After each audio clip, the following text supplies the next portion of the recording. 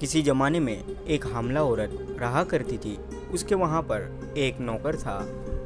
कुछ दिनों बाद उस औरत ने एक बच्चे को जन्म दिया। उसके घर पर एक लड़की पैदा हुई। उस वक्त उस गांव में काफ़ी ज़्यादा ठंड थी। औरत ने अपने नौकर से कहा कि तुम बाहर जाकर आग ले आओ ताकि बच्चे को ठंडी ना लगे। ये सुनकर वो नौकर बाहर गया।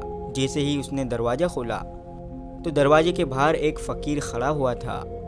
फ़कीर ने पूछा कि क्या हुआ है। उस नौकर ने कहा, हमारी मालकिन के यहाँ पर एक लड़की ने जन्म लिया है। यह सुनने के बाद उस फ़कीर ने उस नौकर से कहा कि तुम सुनो, वो लड़की 100 मर्दों से जिना कराएगी और उसकी मौत का सबब एक मकड़ी बनेगी और इस घर में जो भी इस वक्त नौकर है उसी से उसका निकाह होगा। ये सुनने के बाद वो नौकर बड़ा ही गुस्सा हुआ और मन में ये ख्याल करने लगा कि इस घर में तो नौकर मैं ही हूँ, कहीं मेरे साथ ऐसा ना हो। ये सुनने के बाद वो फौरन वापस घर में गया और तेज छुरी लेकर उस लड़की के पेट को ज़िबाह कर दिया। उस लड़की के पेट को काट दिया। ये करने के बाद उस लड़की को मुर्दा ख्याल कर उस घर से ही नहीं बल्कि ये गांव ही छोड़कर चला गया। माँ ने जब बच्ची का ये हाल देखा तो तुरंत उसका इलाज कराने ले गई।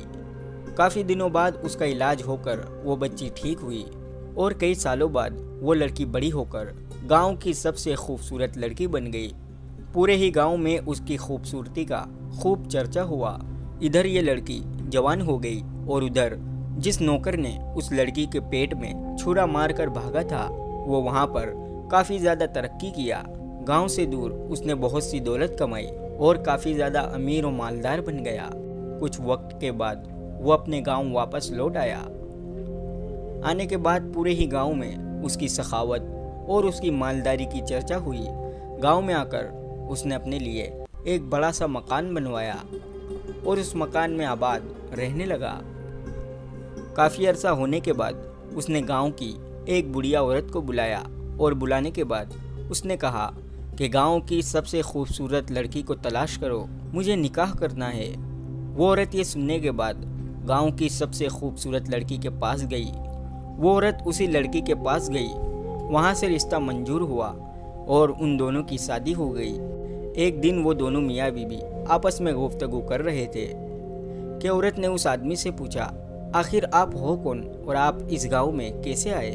उस शख्स ने अपनी पूरी हालात ज़िंदगी बयान की और कहने लगा कि मैं इसी गांव का हूँ। इसी गांव में एक औरत के वहाँ पर मैं नौकरी यानी कि नौकर बनकर रहता था। मेरे मालकिन के वहाँ एक लड़की का जन्म हुआ जिसे आने वाले वक्त में वो लड़की मेरे लिए गलत साबित होती। इसलिए मैंने उस लड़की के पेट में छुरा मारकर इस गांव से दूर चला गया और कुछ अरसों के बाद वापस अपने गांव आ गया।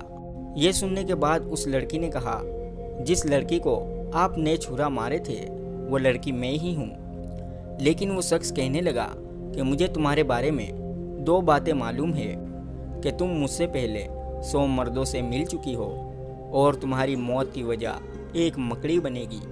यह सुनने के बाद वो लड़की घबराई और उस शख्स ने कहा, लेकिन तुम फिक्र ना करो, मैं तुम्हारे लिए आलीशान महल बनवाऊंगा जहाँ पर मकड़ी तो क्या कीड़े मकोड़े भी तुम्हारे आसपास नहीं आएंगे। उस शख्स ने उस लड़की के लिए बहुत ही आलीशान महल बनवाया और काफ़ी वक्त उस लड़की ने उस महल में अपनी ज़िंदगी गुजारी। एक दिन वो दोनों आपस में बैठे हुए थे कि अचानक सामने एक मकड़ी आई। मकड़ी को देखकर उस शख्स ने कहा, देखो ये मकड़ी आई है, कहीं ये तुम्हारी जान लेने की वजह ना बन जाए। ये सुनने के बाद उस लड़की ने कहा कि ये मेरी जान भला कैसे लेगी, इससे पहले मैं इसकी जान ले लूँगी। लड़की ने अपने ग़ुलामों को बुलाकर हुक्म दिया कि इस मकड़ी को पकड़कर मेरे पास लाओ। ग़ुलामों ने उस मकड़ी को पकड़कर उस लड़की के करीब लाया। उस लड़की ने अपने अंगूठे से उस मकड़ी को कुचल डाला। मकड़ी तो मर गई, लेकिन मकड़ी का जहर उसके नाखूनों तले होते हुए उसके पूरे जिस्म में फैल गया। कुछ दिनों बाद उसका पैर काला पड़ने लगा और काफ़ी वक्त तक उसने इस जख्म को झेला। आखिरकार उस लड़की की मौत हो गई। दोस्तों, इस वाक़ये से हमें नसीहत मिलती है कि जो फ़कीर होते हैं उनकी बात हमेशा सच्ची होती है। फ़कीर के मुंह से निकली हुई हर बात सच होती है क्योंकि वो अल्लाह के बहुत ही ज़्यादा करीब होते हैं। अल्लाह ताला हम तमाम लोगों को कहने सुनने से ज़्यादा अमल करने की तौफीक अता फरमाए। कमेंट बॉक्स में आमीन ज़रूर लिखिए और इस वीडियो को लाइक करके आगे शेयर ज़रूर कीजिए।